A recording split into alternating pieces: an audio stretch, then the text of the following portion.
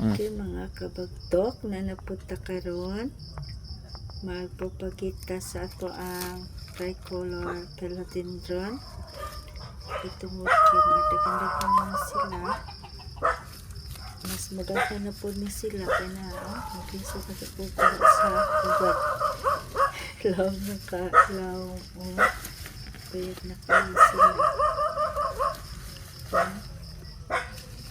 Kapitid na kung ano ang nag-isisod ko. Okay, na nakuha isa.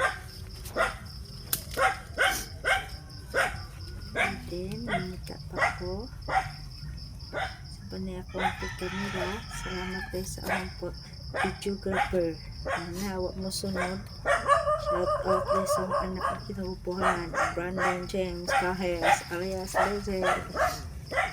Okay, nagawa ng mga kabagtok. Ito na siya. Nagkakili atong mga kat-ani. Mga walo na sila ka-mother plant. Kulang dyan yung videographer.